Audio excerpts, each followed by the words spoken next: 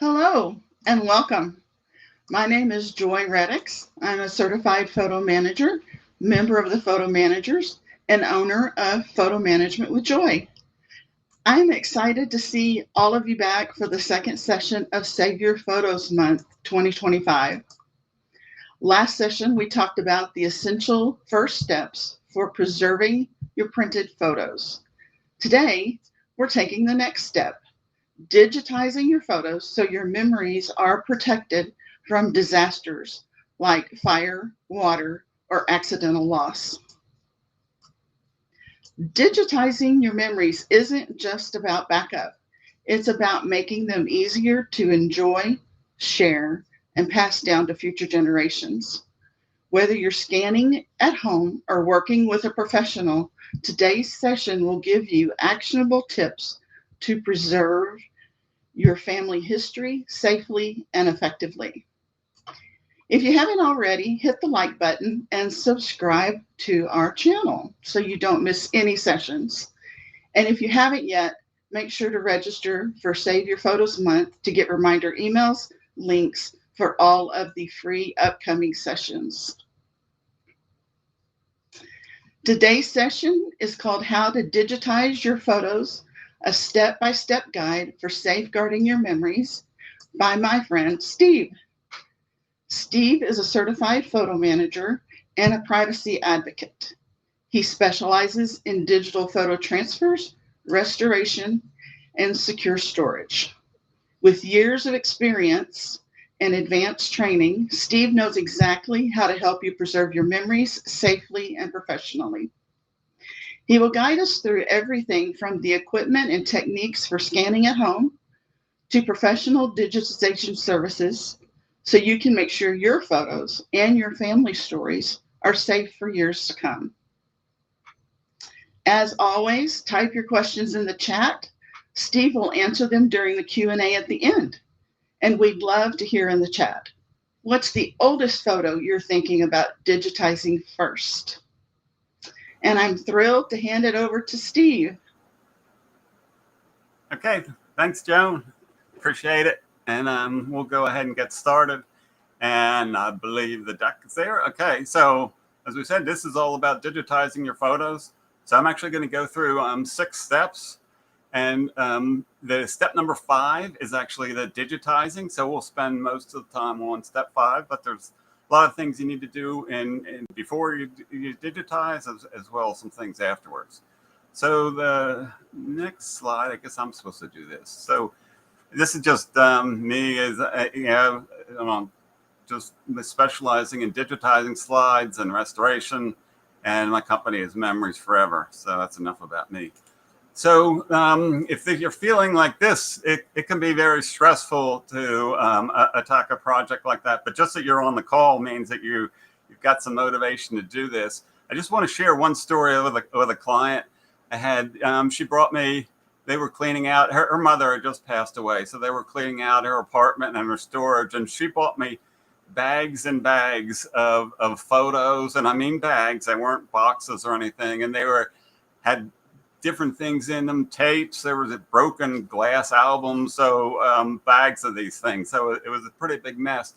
So I'm going through these, sorting out and organizing them, and I come across this article. And the article is entitled, How to Perfectly Save Your Photos, and how to perfectly save and organize your photos. And it brought a chuckle to me, and I shared it with my client, and she was laughing too. But when I read that article, and it really was a good article, and she was right. If you follow those instructions, those photos would have been perfectly saved forever. The trouble is, just reading that article, I was getting tired. There were so many steps, and this and that, and she had cross references, and so obviously, unfortunately, the lady that read that article probably did the same thing, spent a couple minutes, and then gave up because it was too much. So what we want to focus on is to make sure you get started on this effort. And the term I like to use is progress over perfection. So we want to make progress in digitizing your photos and getting your memory saved. And Oh, I also wanted to mention there's a handout there you can scan, and there's a session that you can ask me anything after, because I'm not going to be able to cover everything with all your questions. But the idea is to progress through your things and don't get hung up to be perfect. Okay, these are the 6 steps we're going to go over: reflect, gather, select, organize, digitize, and enjoy. And so these are, numbered 1 through 6, but there's a lot of back and forth. Select and organize are sort of done at the same time. When you reflect and decide things, that's going to have impacts on digitizing, so that you go back and forth. But these are the basic steps that we're going to be covering today. Okay, so reflect. So it's very important to think about why you're doing it, who it's for, and what does success look like at the end. So is this one thing I propose, that it's not to digitize your photos. It's bigger than that. Maybe it's to save your life story. Maybe you have someone with memory loss that you want to put together some photo books, or maybe you're doing a special slideshow for a graduation, or some sort of a ceremony. So get clear in mind why you're doing it, and who is it for. Is it just for you? Maybe it's extended relatives. Maybe you collect a lot of pictures, and so it might be a lot more than just for you, or maybe it's for your grandchildren in the future. So got it clear for that. And then what does success look like at the end when you feel this? How are you going to feel? What does it look like? And this is probably one of the more important steps, and a lot of people skip it. But if you get a clear vision of why you're doing this, it helps with a lot of decisions that are going to come up. It helps if you're going to do photo books. That's going to guide decisions on how you get things digitized. And so it really helps with the decision making. It also helps with motivation, which is a big stopping point for a lot of people to stay motivated. And it's different if somebody asks you, okay, somebody comes in, oh, what are you doing tomorrow? Oh, I'm finally it's a project I've been dreading to ever even start, but I'm finally going to have to do it. I'm going to go through these piles of old photos, and I got to pick out which one I'm going to digitize, and that's probably going to cost me more money. And I just regret having to do this, but I got to do it. So that's one approach of what you're going to do tomorrow. Another approach is, if somebody asks you what you're going to do tomorrow, it's, oh, I finally found the time to go through the photos. Those photos have saved my memories throughout my lifetime. I'm going to select the best photos, so they'll share my story with my children and with my grandchildren and with future generations, so my story will never be lost. So those are 2 approaches to the same issue. But the second one, obviously, is going to give a lot more motivation to finish the project. So take some time to reflect and get really clear on why you're doing it and who you're doing it for. Okay, so second step is gather everything. So it could be, under the bed, like this lady's looking for, and drawers all over the place. And so what you want to do is collect everything and get it in one location, if at all possible, or at least know where it is. One exception to this is if pictures are framed on the walls, even some pictures hanging around. I've got a lot behind me. So you can wait on those. The chances are that, in my view, people give me sometimes photos and frames. I always wait to the end to work with those, because a lot of times these are duplicate pictures. They're some of your best. They're taken with a studio, and a lot of times there's duplicates. So you might not have to deal with taking them off the frame, and you don't want to take stuff off the walls for 2 months or however long this project is. And also, if you're feeling a little overwhelmed because of all these boxes, you can start. There's no rule that you have to do everything at once. It makes it probably a little bit more efficient if you do that. But if it's overwhelming and it's going to make you not do anything, then that's not going to work. So do a little bit of time. Again, progress over perfection. Okay, the next step is selecting. Okay, so this is, a lot of times people get stuck with this. They've got these piles. So my recommendation, and what's worked with a lot of clients, is you sort into 3 groups. Yes, no, maybe. Yes is, the picture of your child being born, and easy. The no's, that fuzzy squirrel on the picnic table. So usually yes and the no's are pretty easy to do. but you get to this one, well, I'm not sure about that. So if it's more than 2 seconds, put it in the maybe pile. So yes, no, maybe. Try as best you can to keep the emotion out of it. This is your task on focus of yes, no, maybe. So now you have the yes pile, you have the maybe and a no. So you can put the maybe pile in a bin and label it, put the no's in a bin and label it. You can throw the no's out, but a lot of people don't want to throw out. So it's all right to put them in a bin, just make sure they're easily labeled. And then we're going to work with the yeses. We'll go through the other steps on how to deal with the yeses. And then after you get all the yeses done, you'll be able to see and enjoy them. Then you can maybe go back and look at the maybes if you want to. We can do the same process. But a lot of people find out that, oh, you know, all my yeses, that's good enough. It tells my story, which is what the goal is. So again, yes, no, maybe, no more than 2 seconds on any photo. If it's more than 2 seconds, it automatically goes into the maybe pile. Okay, now one thing just to mention, things can be restored. I had one client that said, oh, here's my photos. You know, I had a bunch of them that got water damaged on them, and I just threw them all out, and they were old photos. So if it's damaged, anything can be restored. So if it's a precious photo damaged, don't throw it out. Put it in the yes pile. Okay, organize. Now, at the beginning, I said organize and select. They can go really at the same time a lot of times. So as you're doing the yes, no, maybe process, the yeses you want to organize, and you want to organize them by year. Year is really the best way to organize. Some people, they say, well, I want to give each pile to my kids, so I'm going to order them by the kids. So which kid would want one's picture? But you quickly get into some issues with that. So you bring up a picture of your family dog. So who gets the family dog picture? So year is the easiest and the best to do.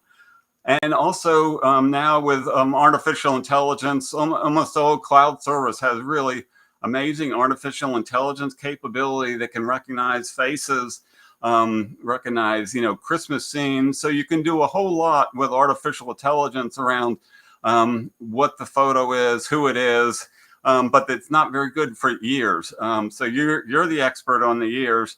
And the next slide shows some tips of how you can get some years if you're struggling with that. So you want to, if you can, put them out on a large table and pile them by year. And try to do them chronologically. So when you come up with a photo that's 1991, you don't have to look around and where is it? You can stack it easy, and then put them into Ziploc bags when you're done. If you can put them out on the table and lay them there, then that's a luxury that's great. A lot of people don't do that. But when and if you don't have enough room, you can start with just putting them in Ziploc bags. It's not anything magic here.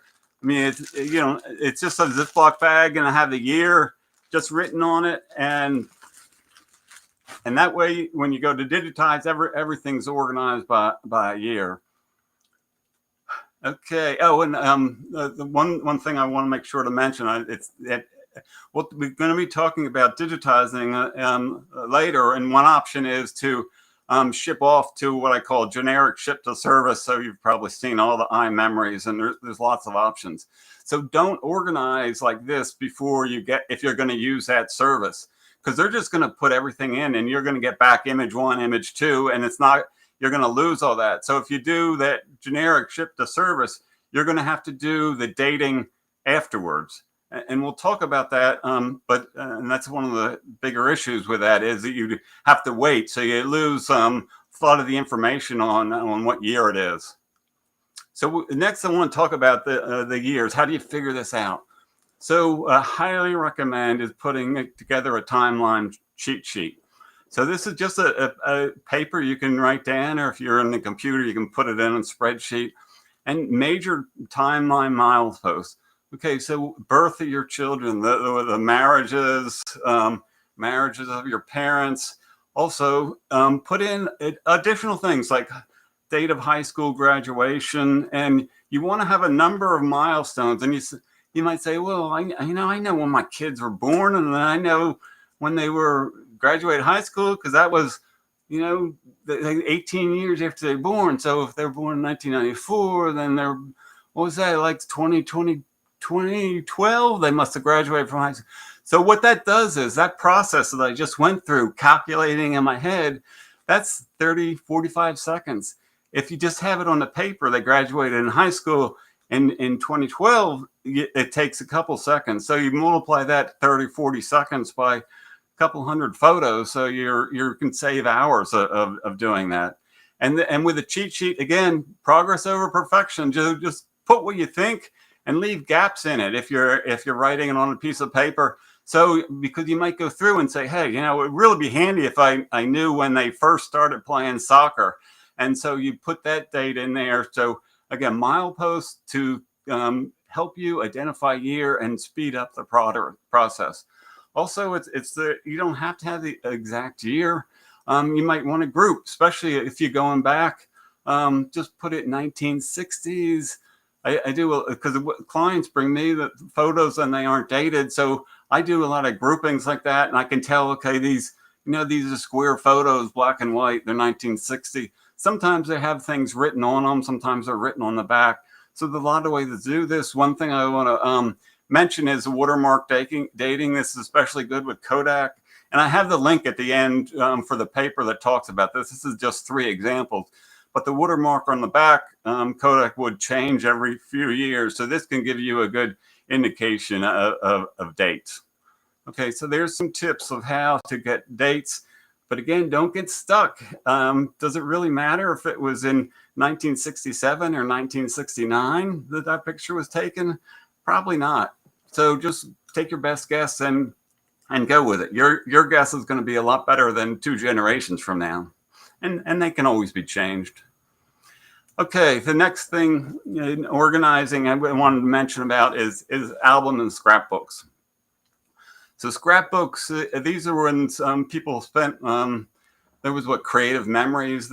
People would make them really fancy and everything. So you've got to decide if you want to digitize the whole page. And I have here digitize before removals. That seems pretty obvious. But this, again, it ties back to what is the purpose, and then that reflection step. Who's involved in this? I was doing one client, and they had a scrapbook that was somebody spent a lot of time on it with all decorations and everything. And so I said, well, do you want the pages? And she said, nah, just take the pictures and do them. And I said, are you sure? And she, because I knew she was going to share this with her family. So I said, why don't you check with your sister? So she did, and it turns out her sister helped her mom put the scrapbook together, and it was a great memory for her. So she wanted it to be digitized. So think of the big picture and again, who you're doing and who's involved when you think about scrapbooks. So with photo albums, individual pictures are going to be much better than digitizing a page of photos. So if you can get the individual pictures, it's best. Sticky albums. So these sticky albums, they look like this. And so you've probably seen, there's actually a picture of these, and they have these plastic sheets over here. And sometimes the pictures will fall out. Sometimes they get stuck. And in this one, I mean, it sort of flips. I mean, this is my, sort of an unusual picture of my daughter. So you just, oh no, what happened? It got all ripped up. Sorry, that was a fake. But it does happen. Those photos can get stuck in there. So you need to be careful. You can use this. It's a little gum. You can get these at a craft store. It's a little spatula. You can work your red around the edges too. Oops. So, I mean, it's nothing too fancy, just a little spatula thing. Again, you can get them in a craft store to get them off. And while we got the zoom up, this is after you get them off, you want to get one of these things. So these are the gum eraser. They're cheap, again, at a craft store or Amazon. And because you want to get that glue off the back of the picture, because when it comes off, a lot of times there's glue on the back. And then if you stack up the pictures, you got a big mess because one glues to the next. Also, when you can scanning, depending on how you do it, it can be a big mess. So you want to be very careful with the pages, getting them off. and then take the glue off. If they're really stuck, you can try a hair dryer on low heat. So you don't get carried away with a hair dryer, but you do it slow and be patient. This will be a long process, and take it off. A lot of times they'll be curled because of the heat. So, you take that glue off the back and then put them in a pile and put a book over them at night, and then they usually flatten out. And again, my note here is, so the generic ships and service are not going to deal with any of this. Some of them will actually, if you send them an album with photos in the sleeves, we'll take them out of the sleeve, but they're not going to deal with sticky albums, scrapbooks, and everything. So if you have this, you're not going to be able to do just a generic service. Okay, I'm going to take a drink of water here. So now we get to why probably all of you joined us, digitizing. So this is the 5th step. So you've got your photos ideally in piles of years or year ranges. So you ready to digitize. So we're going to go over really 5 options and spend more time on the do-it-yourself than the other options. So just briefly, we'll go over do-it-yourself. Pretty self-explanatory. What I call personalized local service. So these are photo managers, and we'll have a link at the end so you can find any photo managers in your area, or you can take them, the photos, and work with them and get a lot of personalized service. You can have shipped to a photo manager, and then these generic ship to services that I was talking about. So this is the iMemories and Scan Cafe, and if you did any searches on Facebook on any of this, you're probably getting 10 ads a day on all these different services. So there's plenty of them out there. And then the final is just a combination, a mix and match of these. Okay. Oh, and this is the tip. So yeah, sometimes people are, okay, what's the best way to scan? There's no such thing as the best way. It depends on your situation, your budget, the time you have, and a lot of things that we've talked about already. Okay, do it yourself. So the pros and cons, and then we'll get into the details. It's going to be a lower cost. Almost always there'll be a lower cost. And the photos are safe. They're in your house. You got them all laid out in your dining room table. Of course, if you have a 3-year-old granddaughter like I do, maybe they're not so safe, but you close the door. And also the cons here. So it's going to take time. So be prepared. It's going to take time. It could be lower quality, but not necessarily. There's definitely going to be a learning curve. No matter what you do with this, there's going to be a learning curve, some steeper than others. And then the motivation we talked earlier. Since it's time confusing, you need to motivate to get it done. The 3 options I've listed here is PhotoMine app, the Epson Fast Photo, and the flatbed scanner. So we'll talk a little bit more about this. And I can't go into all the details here, but you can have Q&A questions, and that's why I have a half-hour offer to answer questions. If you're deciding to do one of these or thinking about it, I can go into more detail. So the PhotoMine app it's on your phone. It's a pretty good app. It will scan your pictures. So I haven't used it extensively. I've used it mostly for this talk, and the one thing for me is that it's very challenging to get the scan without glare. And I went on their website, and they give tips that you don't want you're not supposed to use like artificial light. So you want natural light, and they say it's best to have it if the natural light is coming to the sides. You don't want it in the front or back, and it's best if you do it early in the morning. So that's a lot of things. So if you want to get up early in the morning and try it, and that's probably your best luck. But I would really recommend getting this photo box light. So that it's they recommend that too. That will really help with the glare. So if you're going to do extensive with PhotoMine, make sure you go ahead and buy the photo box light, and then the phone holder, because you don't want to be jiggling around. Even just a little jiggle, it will do that. Okay, so that's that. Potential poor quality and low resolution. I already talked about the glare. I want to talk about resolution. I don't want to get into the techie details, but I think it's important to understand what's going on. So when you do, most phones are going to be 12 megapixels. And so 12 megapixels, if you take a picture of your family, you can get it printed by 8 by 10, and it will be pretty good. But that's the full picture. Now, if you do a PhotoMine scan of one picture, you can't get too close, and they don't want you too far. So you use about half of what the camera can do. So you're down to about 6 megapixels, and I'm going real high over the technology. So, but that cuts it down into half. So you're not going to be able to print an 8 by 10 with that PhotoMine. Now, if you do 2, I mean, this picture you can do 4, and it's pretty cool actually. You hold it over there, and it will do, and all 4 pictures are scanned. But what that's doing with the resolution, first I'll go with 2. If you do 2, now that 6 megapixels is down to 3. If you do 4, you're talking about 1.5. And so you're getting at the level where you're certainly not going to be able to print stuff if you do 4 at a time. The photo books and that kind of stuff. I think if you're just going to use it for sharing on Facebook, computer screens have a very low resolution. I mean, it's going to be fine for that. But don't do some testing if you're going to do long term. If you want to do this, and make sure the resolution is going to be fit for your purposes of what you're going to use it for. Because it's the more photos you do, the easier it is, but the lower resolution. So there's a cost to that. If you stick with one picture each time, you'll probably be all right with resolution. And that's I don't want to go into the details, but if you have questions about more of the technology, let me know.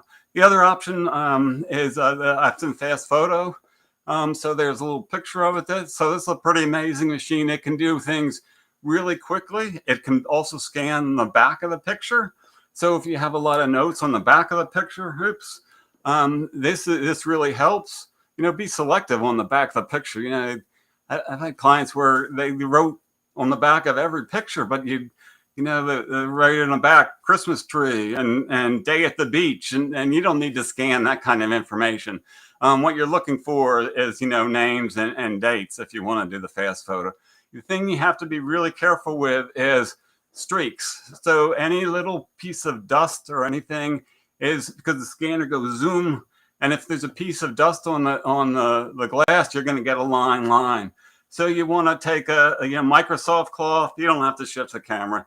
Buy that, and every 50 photos or so, open it up and clean it. Now they have a sensor that's supposed to warn you when to clean it, but it's not sensitive enough. So don't go greedy, because you can put 500 pictures in here. Well, not 500, but 150 pictures in there, and it will do them. But by the time you get to that 75th picture, so you might start streaking, and everything is streaked. So don't get greedy with it. Do about 50. Clean it off, whether it needs it or not, because it probably does need it, and then you can do a new batch. So this is great if you have big batches of photos and a lot of photos. Obviously, if you have 200 photos, you're not going to pay $650 for this. But if you have a lot of photos, it's something to look at. One thing too is, okay, you buy this and you do all this scan, then what do you do in the end of it? Well, you sell it on eBay. So one option for you is to go and look on eBay and see. I was going to do that this morning, but I didn't. But they're on there, and you just have to be careful what you buy. But people use them for 2 or 3 months, and then they have nothing, no reason to use them anymore. Okay, flatbeds. So there's a lot of different flatbeds out there. We used to talk about the Epson 600, but that's discontinued. But search on the internet. There's a lot of flatbeds. They can go from as low as 250. You can spend thousands of dollars on them. So you just want to get one that's made for pictures. And 600 DPI is what you want. And again, this is in the handout. Some of the details, I'm not going to spend much time about the technology, but you want to know, and it's just, you get what you pay for. The more you spend, the better quality. But this is going to be slow. They're slow. So, I mean, it depends on your situations. Maybe you get a couple weekends where you can binge watch for Netflix and just scan as you binge watch. So just be aware that this is going to be a very slow process, but you're not going to get the streaks, and you're going to get good quality photos. So I know I went over a lot of stuff really quickly, so we can ask questions if you have any at the end. Okay, let's do it yourself. Oops. So this is personalized local service. So this is if the photo manager or you in the area, you can scan there and find photo managers locally. So this is going to give you a lot of flexibility. You know, like I described, I'll take pictures that the people will bring them, no organization, anything like that. So I can organize them, group them in dates. I can sort through them and not digitize that fuzzy squirrel and not digitize. One lady must have 60 pictures of the pyramid. So I just did digitize one or two. The thing about that is I'm not going to be able to obviously know if that person standing next to the pyramid is some stranger that happened to be on the tour bus, or if it's your long lost uncle that's your only picture. So I'm going to scan that. So, and that's going to be typical of photo managers. So they can sort through and pick out what to scan and what not, but they're going to err on scanning more because they don't want to lose a picture, a valuable picture that will bring back memories for you. They also put in file names and keywords. So keywords and so let's talk briefly what keywords are.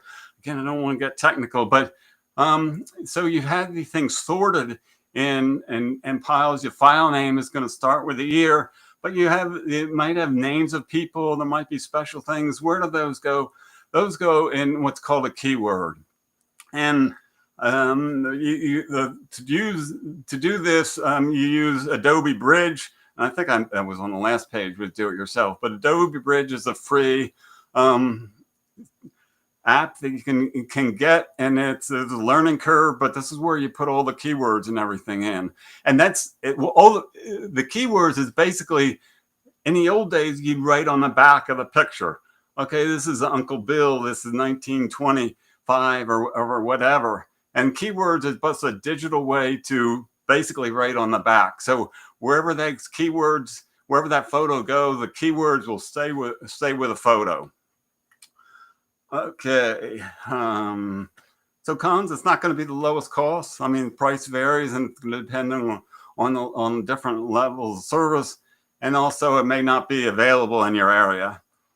And so if it's not available in your area, that gives you the next option. It's basically the same pros and cons of local personalized service, but now you're shipping it off.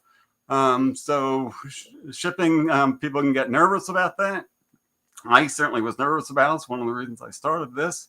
So one of the tips that you can do is put in the air tracker, if you're familiar with that. So you can put that in the box and you'll know exactly where that box is going.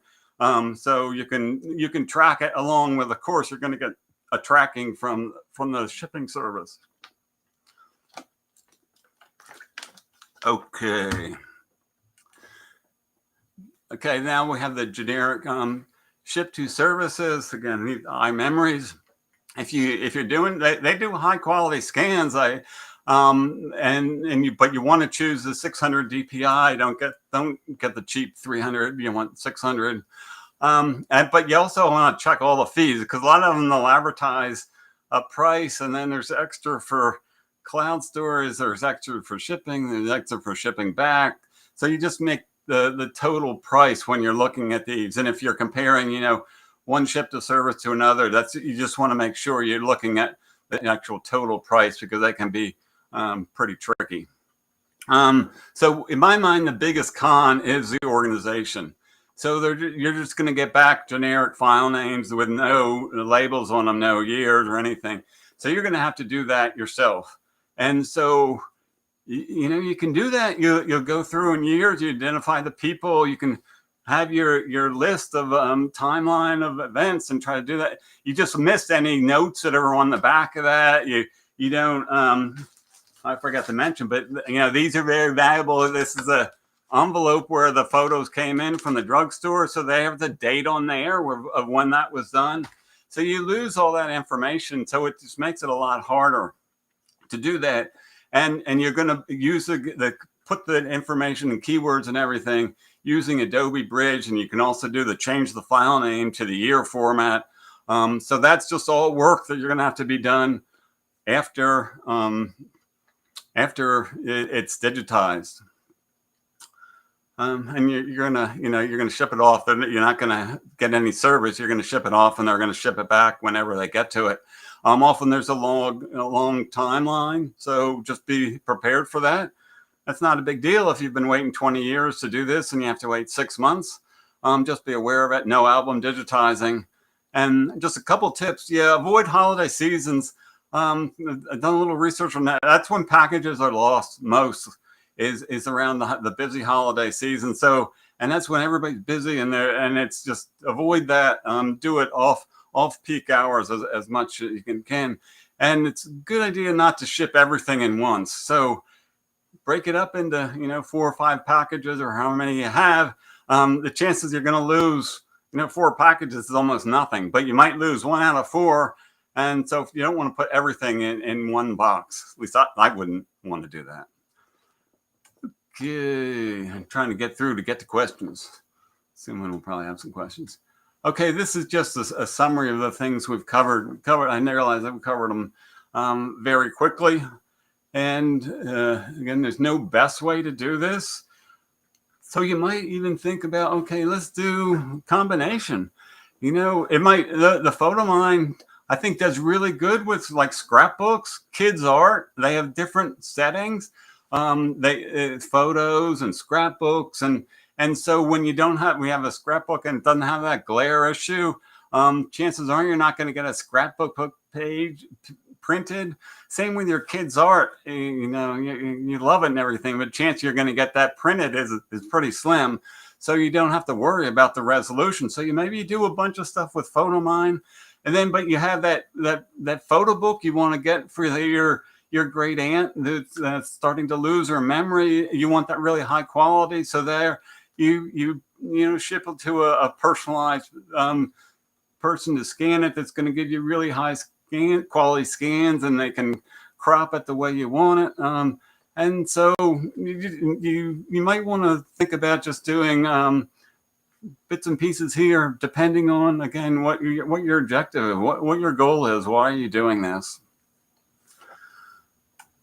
Okay, so the next step. So again, we've done all this. The point is not just to get your photos digitized. The point is to enjoy them and share them. Make sure they're never lost and they're there forever. So one of the things you want to do is select a sharing platform. And so this is probably more than one topic. And there's other YouTube about this of pros and cons, but this is like Google Photos, iCloud, Amazon. If you have Amazon Prime, you have free storage of your photos. So it's you want to find some place to store these things, whether it's a cloud platform or other ways. The one thing I want to make sure people understand is for almost all cloud storage, certainly the big names like Google and Apple, Amazon, you can go in there, you can open up, and if you click on it, you'll be able to put in the description. You'll be able to put in, okay, this is Uncle Jim, and this is this year, and you write in descriptions, and you can do all that in those platforms. The issue is you're not really, writing on the back of a photo, like I told you. That's not going to stay with that picture when you download. That's going to be stripped off. They say, that's our platform. All that information is ours. You can get the photo and whatever was uploaded, but you're not going to get that information that you input. And this is, I think it's probably done pretty purposely, because they want you to put all that information in, and then you decide, they download it and all that work is gone. You're just going to say, well, I'll just keep on paying this service fee and keep with this service. So you just have to be really careful to know what your service provides. And if you download them, is that information that you are putting in going to stay with it? Best recommendation before you upload it to like a Google Photos or anything is get the free Adobe Bridge, put it in there. That basically glues the I'm talking digitally glues the all that information to the photo. So you upload it. Now when you download it in 5 years, it's that information will stay. Again, Adobe Bridge free application, and it's really free. It's not one of these where you have ads all the time and all that kind of stuff. 3-2-1 backup rule. So a lot of stuff out there on YouTube and documents around this. You want 3 copies and 2 different and storage media. So you might have a copy on your computer, and then you have an external hard drive, another copy on the cloud.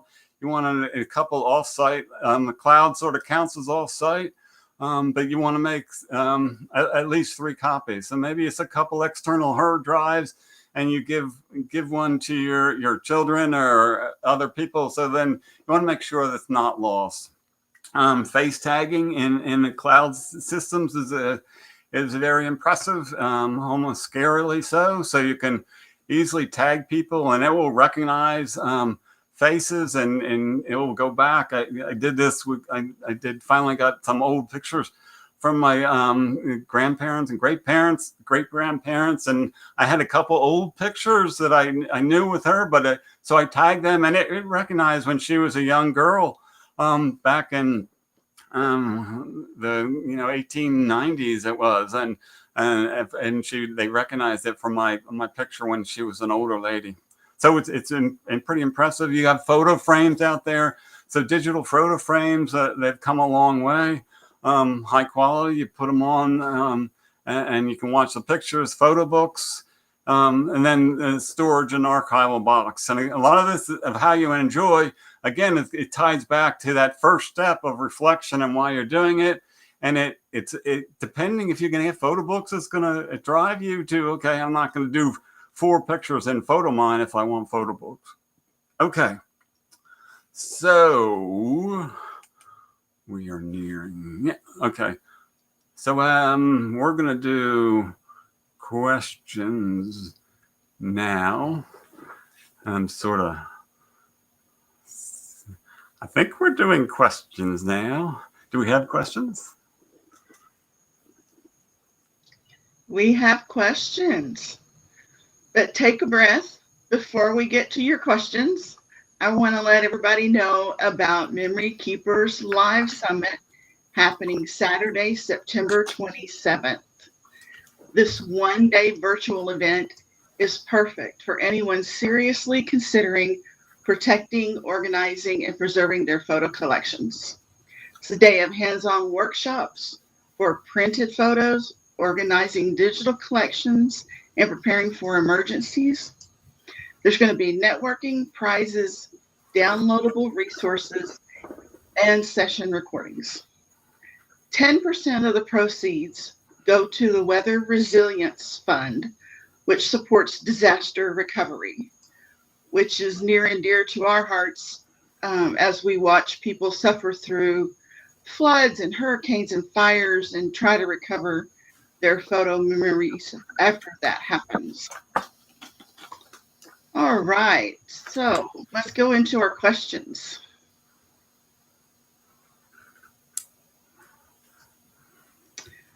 All right, Jeffrey says, I am scanning thousands of prints. I have the copy stand and camera, but need to buy the right lens. Must it be a macro lens? And what is the appropriate focal lens for scanning prints, not negatives?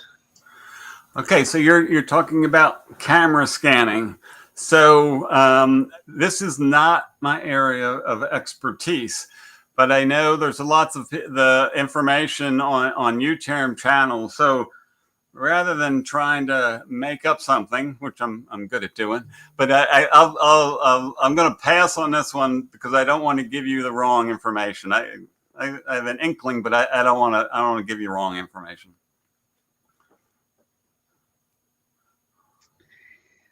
Diane wants to know, if you scan an album of photos, do you suggest putting them in a new book, old one, or ones you want to save? Yeah, so again, it goes back to your purpose. What do you want? So some people like those books, And so you can put them, if you do the magnetic, you're not going to be able to do that.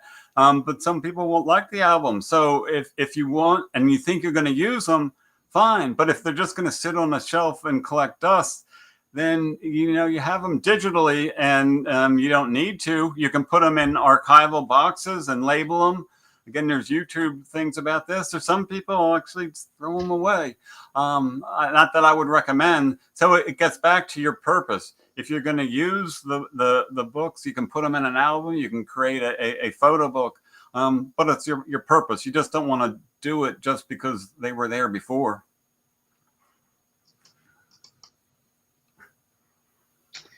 And Mary says, I've heard that you can get a better scan from a negative than a print.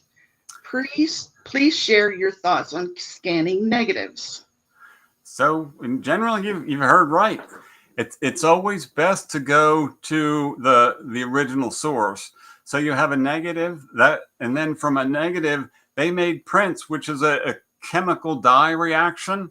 And as long with any chemical reaction, it's going to deteriorate with time. So negatives are much more stable that way. So it's better to go with a negative than a print.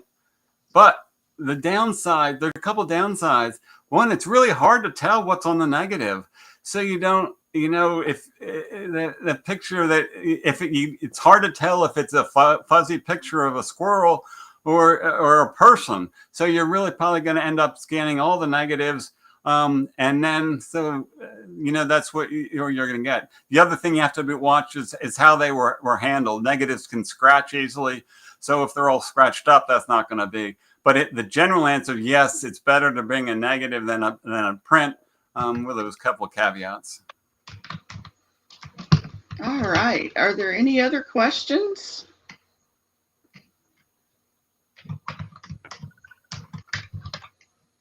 Let's see. Leela asks, how do you feel about making hard copies of digital photos so that when technology changes, you have a physical photo?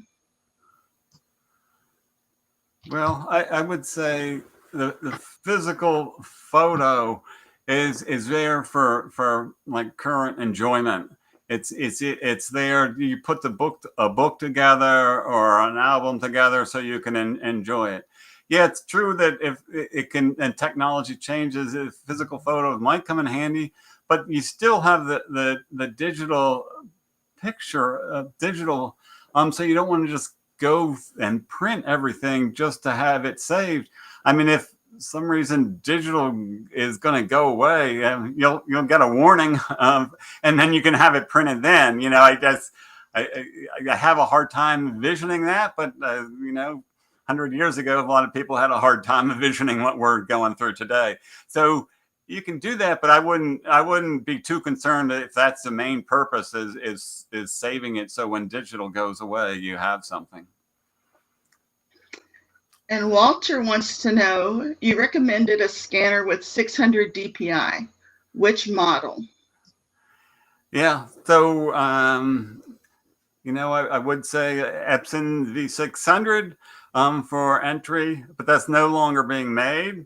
So maybe you go. I know that's high quality scanner. It's not too expensive. There's lots of them out there. I don't do research on which is the best.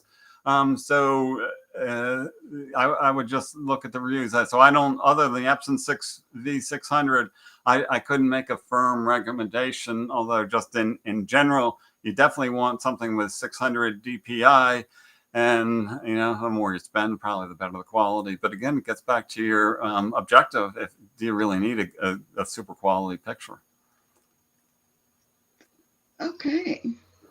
I think that's all of the questions that we have. Thank you, Steve, for walking us through all of the options to digitize our precious memories. Okay. So if you enjoyed this video, please give us a thumbs up, subscribe to our YouTube channel, register for the remaining free sessions, and sign up for Memory Keepers Live. The next session, we will explore how to safely store your digital photos to keep them safe before disaster strikes so you can easily enjoy and share them. See you then. Thanks, everybody. Bye.